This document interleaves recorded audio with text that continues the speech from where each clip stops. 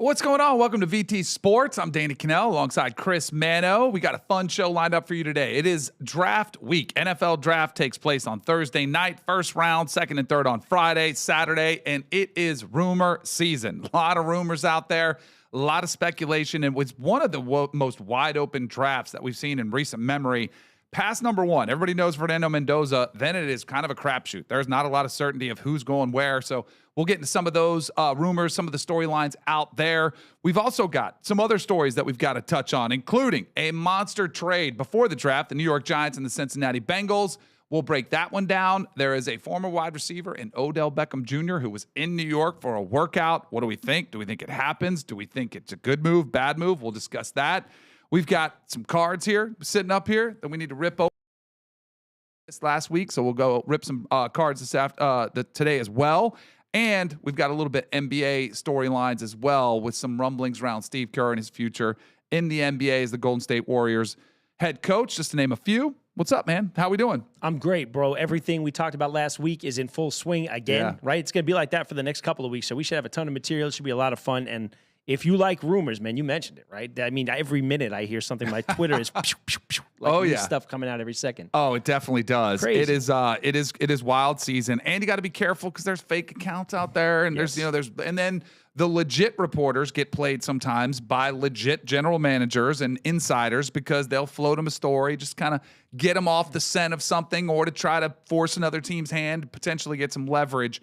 What do you remember? So when you were done in college, what was your hope for the NFL draft? Were you hoping to get did you have a pipe dream? Were you just hoping to get undrafted? Were you getting a free agent deal? What was it like for you? I think everybody has a pipe. I mean, everyone in my situation has a pipe dream that in the 7th round, someone might have seen my film. I mean, I had an agent at the time, and he wasn't very established. So no, I didn't expect a ton. I think our draft day was probably very different. I went about my business, but mine was, I would say mine was disappointing, which, until you get your name called. But so when I played, 96 was my draft, which actually today's the anniversary. Congratulations, man. Today. So the first 3 rounds, now they do 1 round in one day, then it's 2. Yeah. So at the time it was rounds 1, 2, and 3 were the first day. And then the second day it was 4 through 7. Okay. And so I had talked to my agent. He was like, hey, I think you could go as high as the second. And, but probably the baseline is the third, somewhere in the third. And so I was like, all right, I wanted to go second. And then if, third round comes around, I get picked up there. I'm like, I can live with that. So we're getting through the second round. Names go by. They take a different quarterback first, and it's Tony Banks, and he gets picked by the Rams. And I was kind of like, all right. Then the Dolphins and Broncos were the 2 teams that I really wanted to go to because Marino was getting older. I wanted to play under him. John Elway's getting older. Wanted, one of those veterans I could learn behind, take a couple years, get my feet wet, and then just boom, off to the races.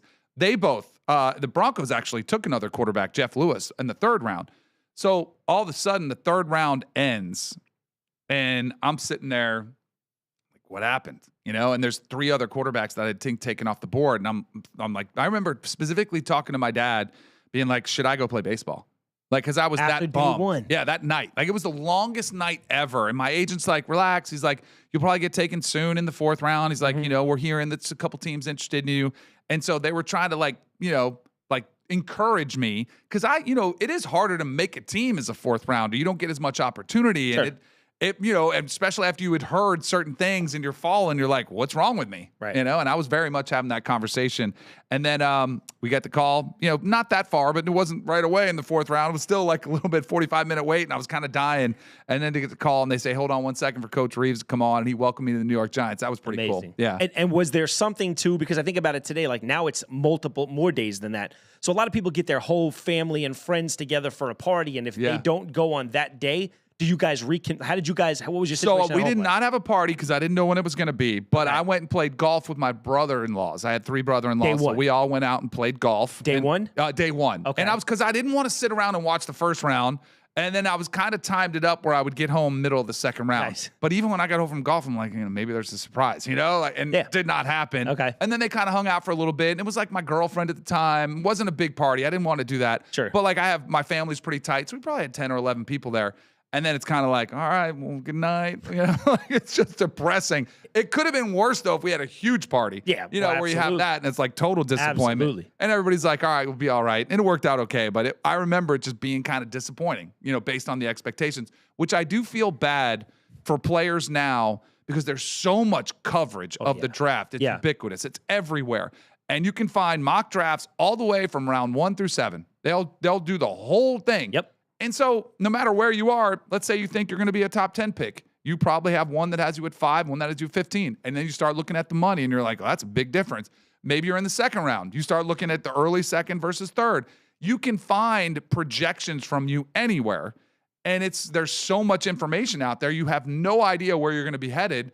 And so it can be very stressful at the very least. So when you do finally come off the board, is it a sense of I'm just so elated that I got drafted, or I'm sort of pissed that I'm still here until this point? Because you see guys who go a little pissed. You see guys who go in like mid to late 7, right? And some people are like, I wish I rather not got drafted. Right. But I think as someone who's never gotten drafted, you're almost like, there's nothing that can replace that call from the team and the card going in. And I was pissed because I was selected by the Giants, who hadn't shown any interest in me. Okay. Like the Dolphins brought me in for a visit. Denver, I remember I spent some time with them at the Combine. Philly, I spent some time with them at the Combine. They drafted Bobby Hoying ahead of me out of Ohio State. And I was kind of surprised. And at the time, I didn't really want to go somewhere cold. The Giants weren't that good the season before. So it was kind of like, but then my agent called me and he said, you know what? He had the, let's look at this from the 30,000 foot. It's like they have Dave Brown, who wasn't great. Yeah. It was kind of like, hey, it's a pretty good situation. Dan Reeves is well respected. He had been to Super Bowl. So from that standpoint, then you start talking yourself into it, and you're like, all right, let's look at the positives, which is kind of how my family and I've always kind of worked. For sure. Let's look at the best case scenario as opposed to the worst. Right. And things worked out all right on that one. So we'll see how it goes. Yes, sir. For some of these draft prospects that are out there.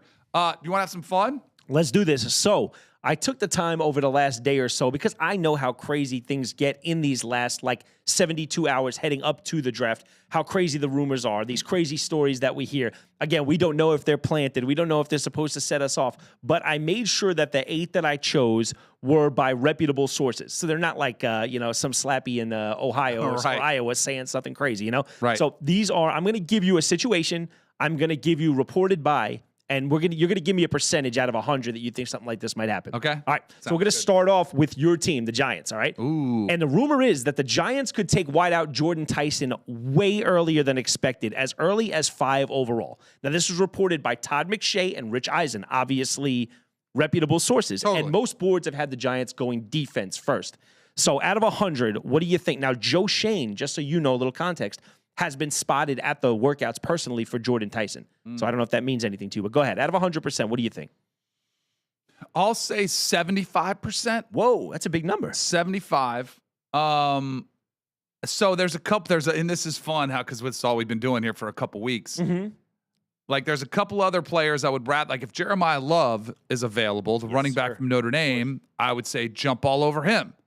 But he might not be there. He's probably going to be gone. Sonny Styles, a linebacker from Ohio State, like if he's there, I kind of would like to see that. And then go for the next best receiver at 10. Well, let me ask you this question then. Obviously, different group, but does picking Saquon at 2 a couple of years ago, and it's sort of, you couldn't even keep him in the building, does that have any, if you have a shot at Jeremiah Love at 5, does that Saquon situation, same owner still, you saw how sour he was about it, does it weigh on you in any way? Well, yeah, because I think you've been looking to replace him ever since then. And you've got a guy like that. And Cam Scadaboo's coming back off an injury. You don't know where he's going to be. And it takes some of the load off of Jackson Dart to be able to run the football with a dynamic back like that. So, but also, Malik Neighbors healthy, Jordan Tyson healthy. Like, imagine what you could do with 2 weapons on the outside.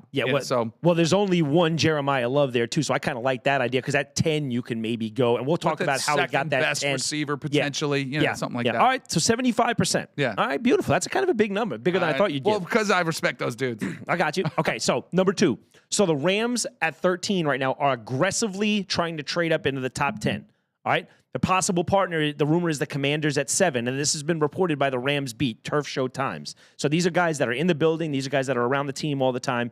And obviously, I'm going to just preface this by the Rams' needs right now, according to draft boards, are wide receiver 3 because of the uncertainty with Puka Nacua. Yep. And Devontae is 33 years old now. So wide receiver 3, O-line, and linebacker. So the percentage that the Rams trade up into the top 10, which would be amazing because that offense is crazy. I'm going to say 35%. Okay. I don't know if there's much desire because I've read a bunch of reports of teams trying to trade down because there's Fernando Mendoza. There's maybe a couple guys like in David Bailey and Arvell Reese who people like a lot, but then there's a bunch of interchangeable pieces. And there's not like grade A, surefire guys. But the Rams have been very aggressive. And like if you find a guy you love more than most, maybe you do get him. But I just don't know if you want to spend what you're going to have to spend or give up the draft capital to go up inside that top 10 because I just don't know if there's a player that's worth it. I'm sort of there with you. You know? I feel the same way about the draft as a whole. It's a real heavy in the top, and then I think it gets sort of plateaued in the middle. Yeah. All right, so this next one's right up your alley. Ty Simpson's landing spots have been shifting. We've obviously heard him likely second round, maybe third over the last couple of months, and lately he's been catching fire. It's been reported by Adam Schefter. There's a lot of buzz around him to the Rams. Schefter shut that down and says that now he thinks it could be the Cards and the Jets super early in the draft. So Ty Simpson's landing spot shifting, percentage that he goes like Cards, Jets early. But they have the 2 and 3. There you go. Well, the Jets also have 16. Okay, I'm going to say 0. Really? I'll go 5% so I don't look like an idiot if he goes there. I think the best scenario is one of those two teams to trade back in late 20s, kind of like we saw with Jackson Dart and what happened with the New York Giants. And when I think 16 is way too rich for Ty Simpson. And the money gets a little bit more reasonable and the expectations come down a little bit. Where if you're a 16 pick, it's like, all right, you're going to probably be starting day one. Yeah. But if you're that back end and you kind of realize, okay, this is our future, we're going to kind of protect him a little bit. Although if he goes to Arizona, I mean, Jacoby Brissett, you're going to roll him out there and feel great about it? Like, I feel better about it. We're going to get to that. We're going to get to that. Now, my question for you, though, is there any shot he's there for the Jets at 33 if they don't make him? And I think if you are the Jets, don't get caught in that game of chicken and get panic and be like, we've got to go get him. Let him fall into your lap. If he doesn't, I'd rather have Carson Beck in the beginning of the third round. I'm curious. You know? I'm trying to think about the quarterback that sort of shocked me the most by where they were picked. Like, guy where we had him about here and he wound up going here, and I was like, whoa. Now, every year there's a guy or two that they reach for because it's such an important position that you got to get somebody. Right. And I think immediately Daniel Jones, right? Yeah. I like him way more than you like him, right. But 5 or 6 he went, right? And they had 16 as well. So where do you feel like a guy like Ty Simpson's prospects stack up to a guy like Daniel Jones at this point in where they were?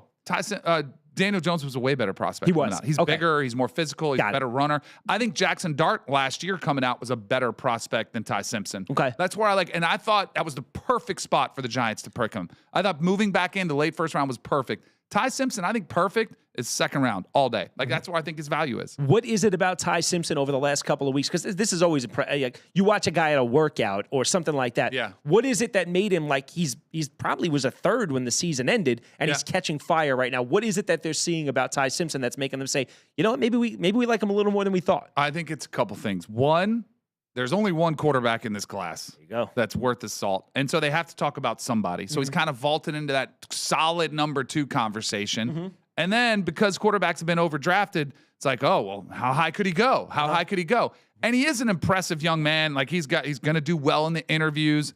But there are several red flags for me. He's only played 15 games. Right. He hasn't been able to stay healthy in those 15 games. Yeah. And his play was a little inconsistent. Like he did make some mistakes, didn't play great. Now he's played some really good games and he's had some good ones, but I would like to see a bigger body of work. He's not the tallest, most impressive specimen. I think he's 6'1.5", somewhere around then. Like he didn't light up a 40 time. He didn't throw it 80 yards down the field. He's just a good prospect. I don't think he's a great prospect. And just because you just mentioned it's such a one horse race here, it's inevitable that he's going to go one, Fernando Mendoza. But we haven't really hit on him as a prospect. And I've heard a lot of variation. I think some people I've heard this guy's a franchise quarterback. I've heard some people say in another draft, maybe next year, he's the third best quarterback. Right. What is your ceiling for Fernando Mendoza? For Mendoza? Yeah, I'm just curious. We haven't talked about it too much. Goes on how I think he could be a quarterback you could win a Super Bowl with. Oh, okay. Well, there you go. I don't think he's a quarterback you can win a Super Bowl because of. Okay. Now, that is only probably Aaron Rodgers, who now at this point, probably not. Okay. But that to me is Lamar Jackson. It's Josh Allen.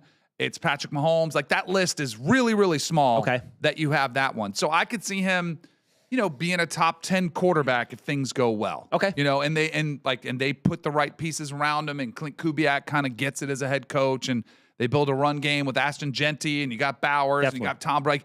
I think the support staff is there for him to succeed, but the Raiders haven't had much, history of success with quarterbacks recently. So it seems kind of lazy, and he may be a bit better an athlete, but is he like a Kirk Cousins comp? Like, is it? I know they're going to be in the same building. Way better athlete. I think he has a better arm. Kirk is a better, more accurate, and Kirk has the knowledge of playing for that long. And he was but they're both smart. It is the perfect mentor. Right. Kirk Cousins is the perfect mentor for Fernando Mendoza, which is why I think it will work eventually. Yeah. All right, cool. And Ty Simpson, Ty Simpson's best case scenario, it's if he went somewhere like the Rams, where he could learn behind Stafford, then you go into a very quarterback-friendly system, and you're like going to be in positions to succeed. Kind of like what happened with Brock Purdy. I think he's not that. I think he's kind of like Brock Purdy. There you go. When he was coming out. Yeah, Brock Purdy's kind of a sneaky athlete, right? You don't think about it, and then he makes a guy miss, and he. Yeah. All right, cool. All right, so next, we're going to kind of keep with that same thought. Cards could take a quarterback because of internal tension, and they may take Simpson. Now, this has been reported by Daniel Jeremiah and Mel Kiper Jr. So the current starter there is Jacoby Brissett. He is now on the second year of a 2-year deal, which kind of makes him like a sitting duck. He's on a $9 million guarantee, $9 million contract with just $1.5 million guaranteed. So Jacoby Brissett is not at voluntary workouts right now. He's not at off-season workouts. For your starting quarterback is a big deal. Percentage that the Cards make a move and take a quarterback early because of this Brissett thing.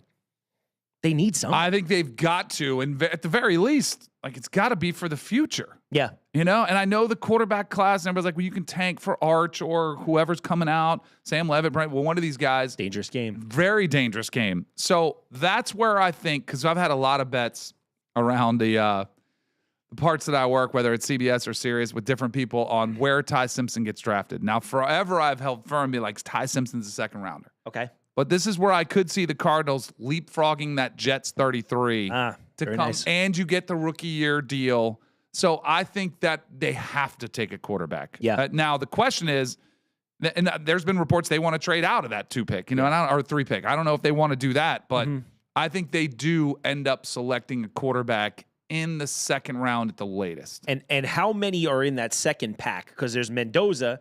Then there's Simpson and maybe the rest of the group. I love Carson Beck. Okay, you love Carson Beck. I think, and it was funny because I think Carson Beck is very close to Ty Simpson, and I think Fernando Mendoza is way further away than to Ty Simpson. So I think Carson Beck is somebody who's closed the gap a lot. He's played way more football. He has 37 wins in college. He's been in college since exactly. Guys who have been in the league 4 years. Exactly. So, and I know that scares some teams off, but a few years ago, after his first year at Georgia, Carson Beck was everybody's number 1 overall pick. Totally. Because he's 6'5", he's got a cannon, he can run a little bit. Wins. Yeah, and he wins games. Yeah. And then all of a sudden, he has elbow surgery, massive elbow surgery. Sure. He leaves Georgia. It's a little bit acrimonious. It's not the best relationship. Some of his players like, what? How could you not be happy at Georgia?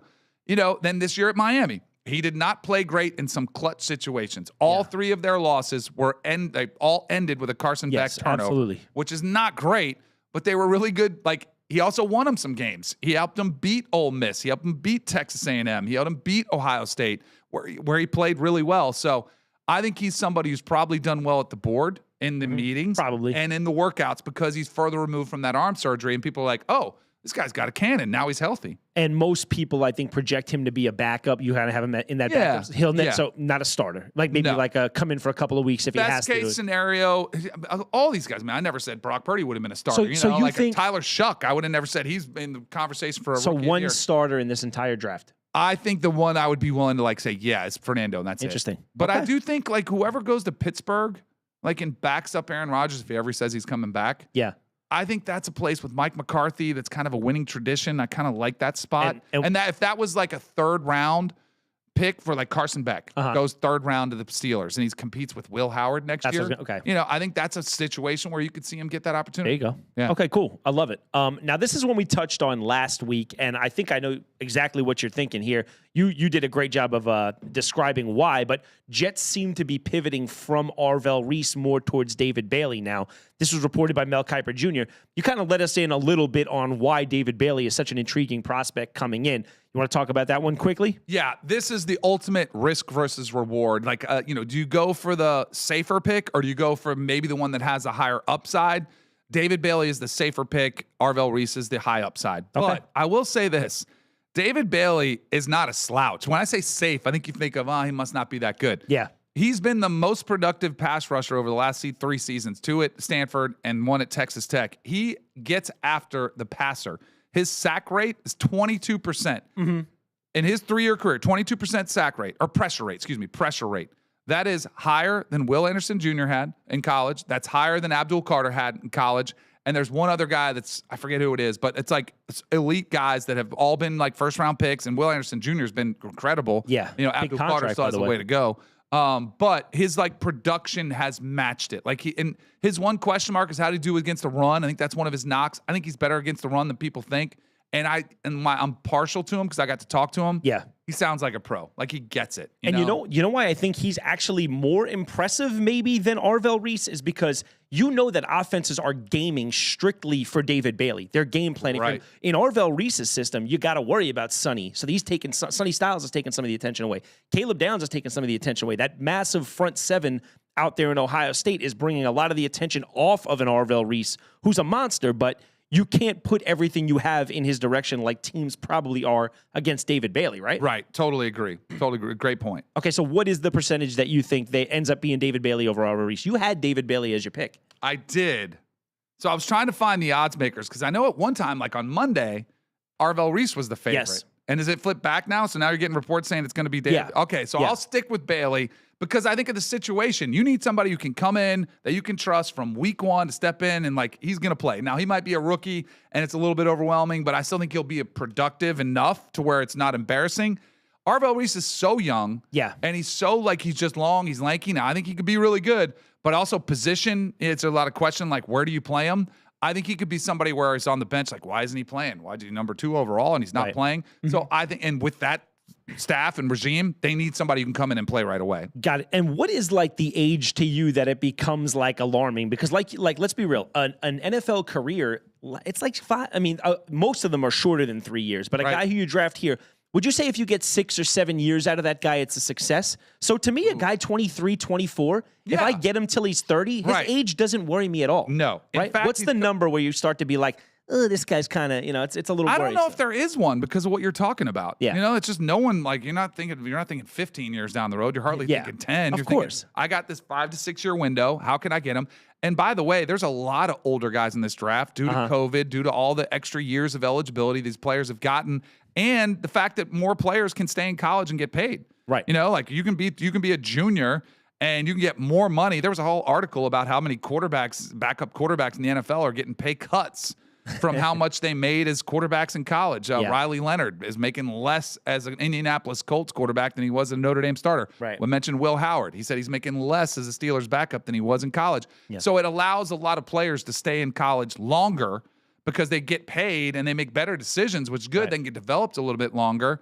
And so a lot of the players now are becoming older as draft prospects because they're getting paid in college. Right. And I hear that, and I often hear it used as a negative in a guy's draft scouting profile. And I'm almost guy's 23, I'm 24. I was way more mature at 24 than I was at 19 or 20. Right. I can promise you that. I'm more likely to make good decisions. I'm more likely to stay in and study on a Friday at 24 or 25 than I am at 19 or 20. Totally. So, all right, cool. So next. All right.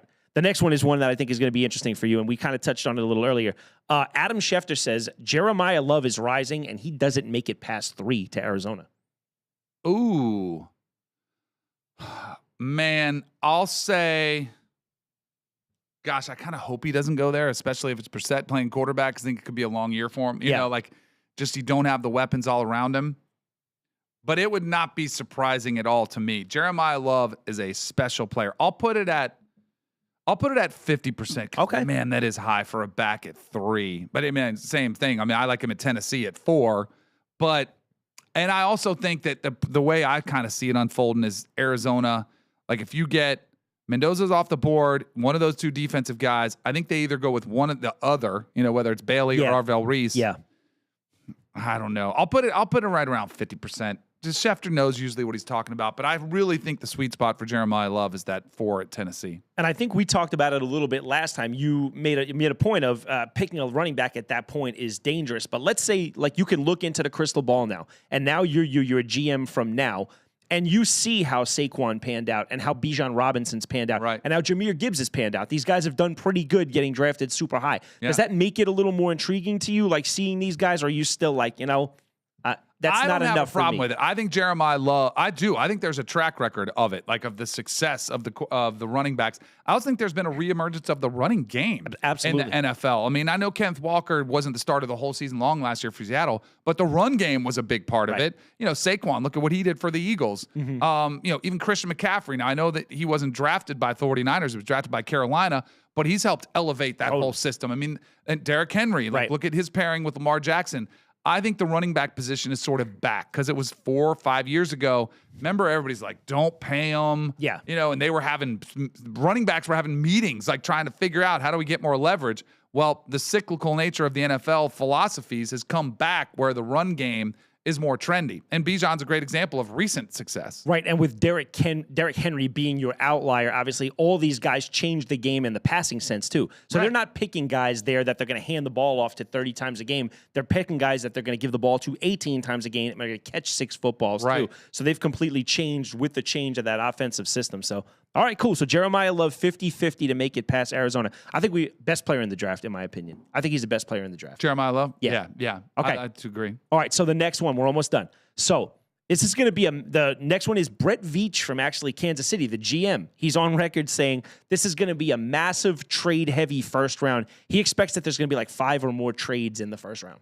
What is the percentage on that? He thinks the reason for it is a weak quarterback class, and like you said, lots of similar tiered prospects in here. So you may love a guy. Yeah. This team might feel different about him. I'll agree. Okay. I do think there'll be some action because of what he's saying. I think, and you don't have to, if you just need to move up a few spots, go get a player that you really like, and there's teams like, I don't really love them that much. They're probably willing to find a lot of deals willing to be made, which I think this Thursday night is going to be a ton of fun because of all this uncertainty. Like, we don't know, and there's going to be some surprises of names we probably don't even know that, because there's just a lot of uncertainty, like between the top 10 players and then like the 50. Like, so there are 40 players that don't have that much separation for where the play, where they're graded by some of these teams. Okay, so last but not least, and I want to, preface it with a question, like, just give me a round number. You don't have to list them or know them, but how many draftable quarterbacks would you say are in this draft period? Is there 5? Is there 7? Is there 10?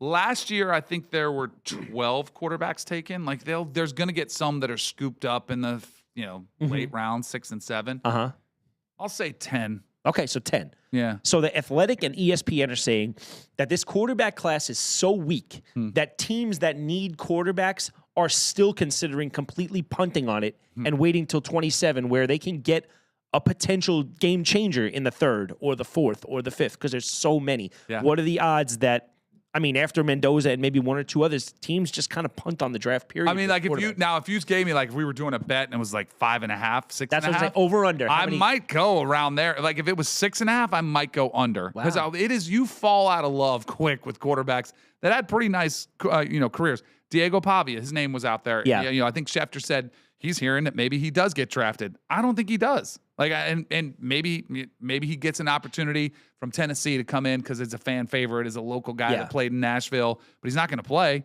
Like, his game doesn't suit anything they do. Then there's guys like Drew Aller at Penn State, who was phenomenal. You're not very high on Drew Aller, prospect, right? But the tape just isn't very good. He never took that next step.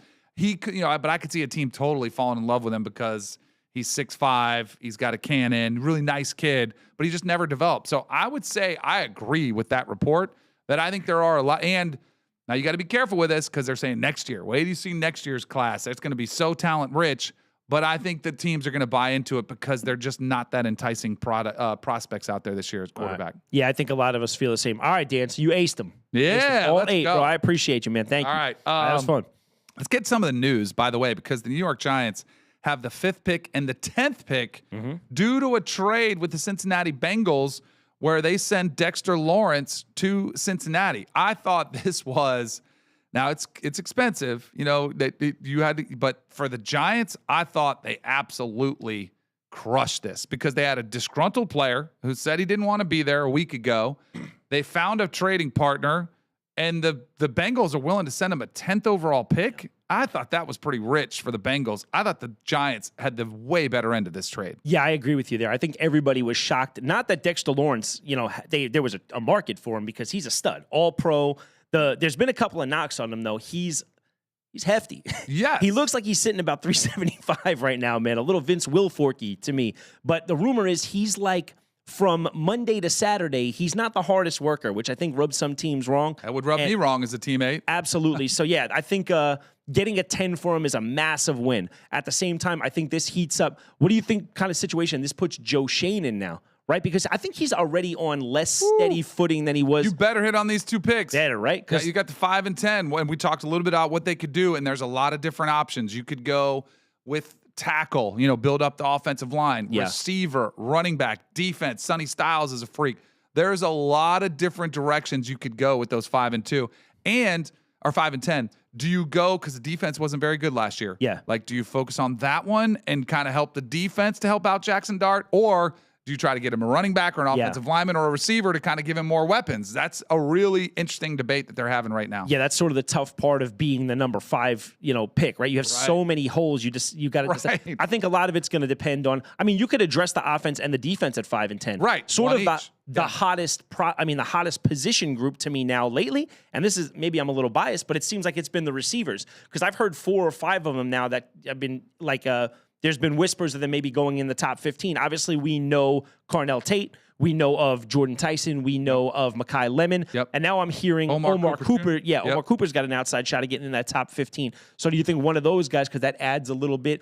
Honestly, Neighbors, it'd be so nice to lighten that load and then make Jackson Dart's life a lot easier. Yeah. So I think a receiver maybe at 10 and some kind of defensive player at 5 makes a ton of sense. I love Carnell Tate from Ohio State, and there's some rumblings that Jordan Tyson is making some moves, but Jordan Tyson's had injuries. For his ACL, his collarbone, and then last year he had hammy issues. Yeah.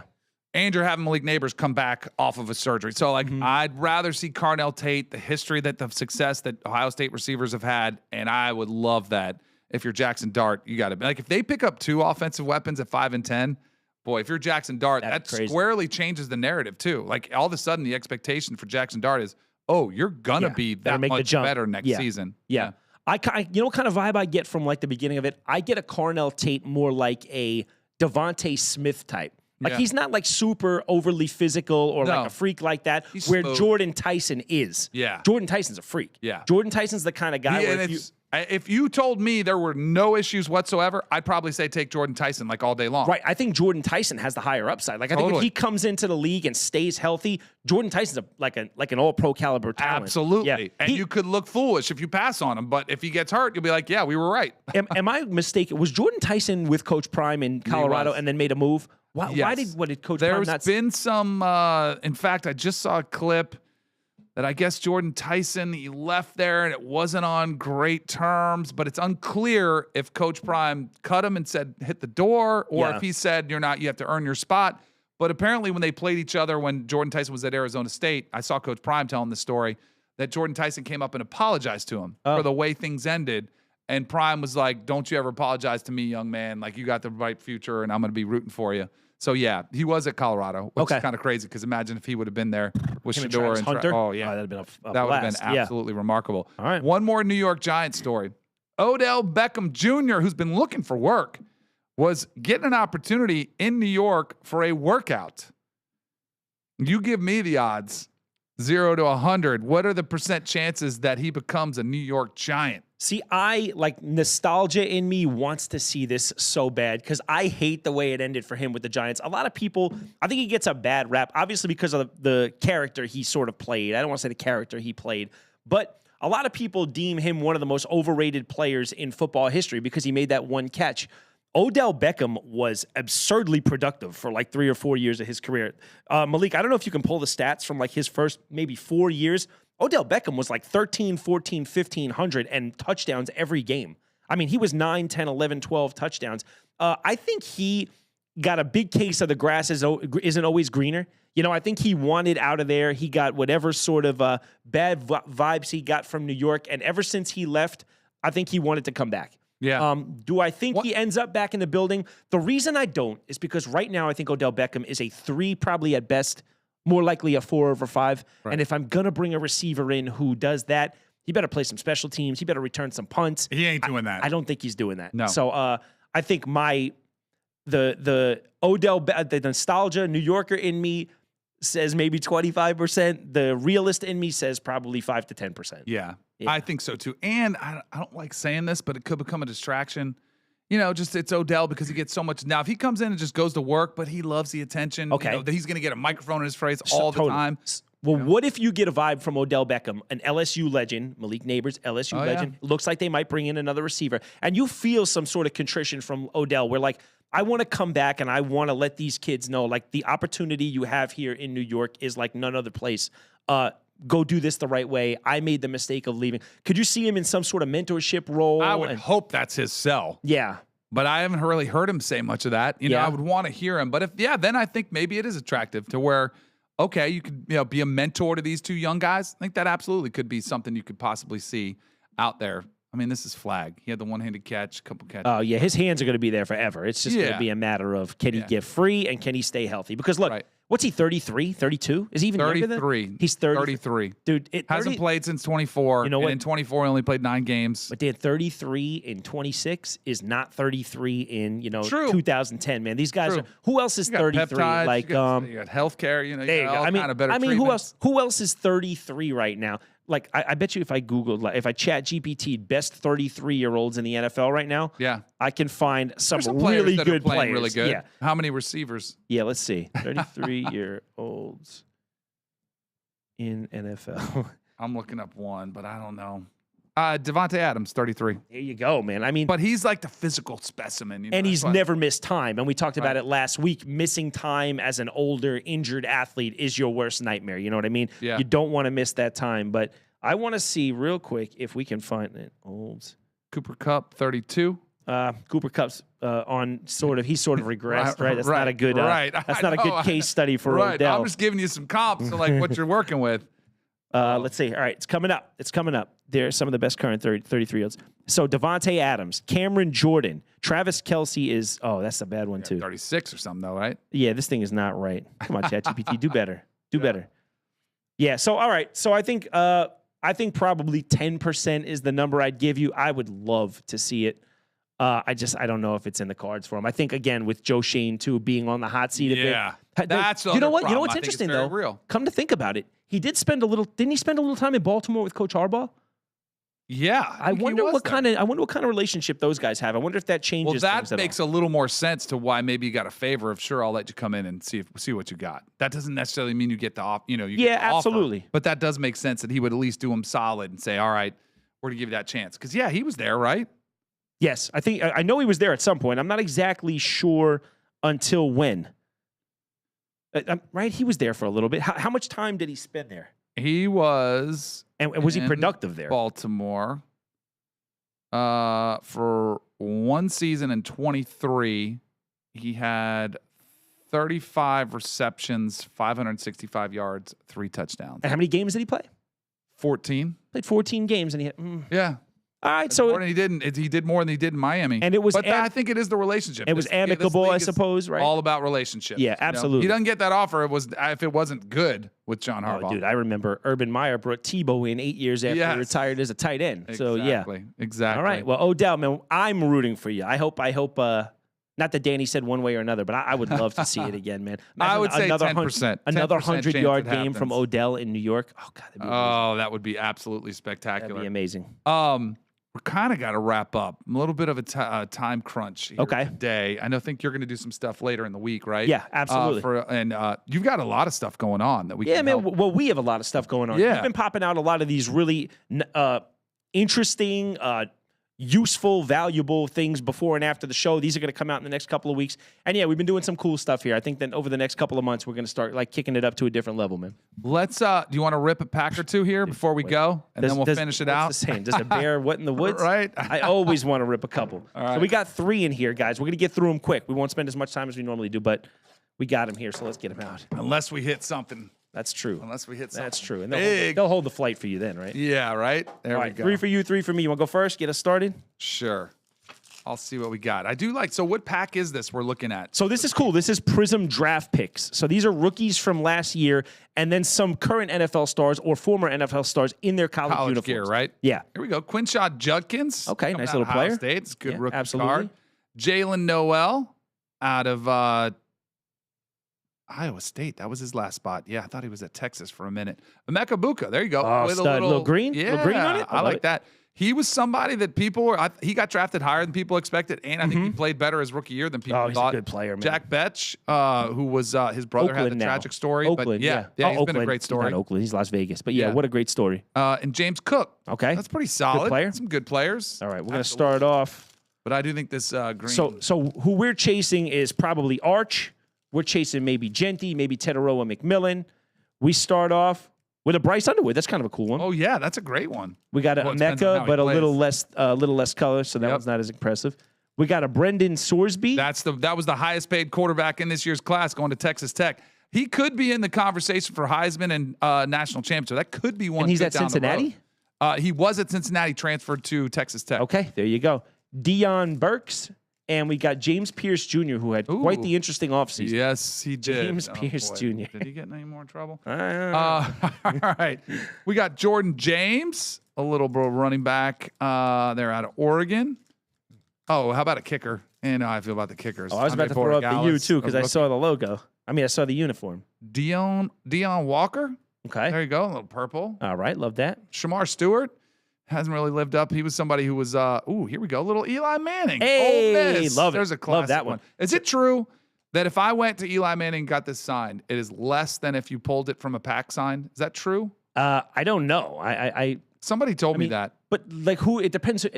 Things are only worth what someone will pay for them, right? If I'm a Giants fan and you offer me that sign versus a. Right. I don't know. Right.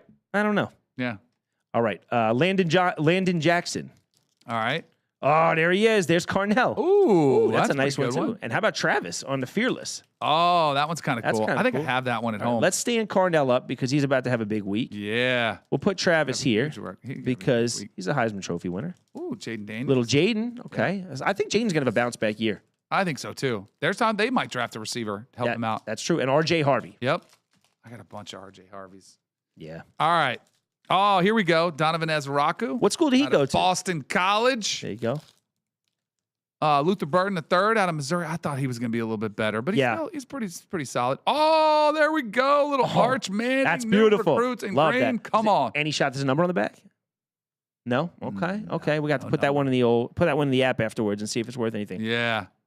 Jalen Lane and Kevin Winston Jr. But that Arch one is sweet. Yeah, it is a nice little one. How about Cam Jackson from Florida? Okay. Jahad Campbell. Yep. How about a Malachi Moore? There you go. Little player. Yeah. Caleb Downs. He's another Ohio State. Where is he going to go? And Aronde Gadsden. Oh, Big O. Yeah, and his pop had some great hands. Yeah. Yeah, his pop in Miami, right? Yeah. All right. His pop was awesome. All right, guys, we gotta we are due for a nuke. It's got to happen eventually, right? It's gonna come. We have got to hit us a nuke eventually. It's gonna happen, and then we're gonna get everybody to go viral, and it'll be awesome. All right, let's do that. And then we'll sell it and make big money and just put more into the cards. Love that. All right, we got to wrap it up. Appreciate you guys for listening. Make sure you subscribe to the channel, like, comment, let us know questions. We got to do an episode where we just answer questions. I'm with that. From the YouTube comments. But we appreciate it. At Danny Cannell. At Mano Steel on Instagram. Thank you. Appreciate you guys. Bye, guys. Sweet. All right, awesome, dude. I know we didn't get to half the stuff we wanted to. Oh, it's all good. It's good. Yeah.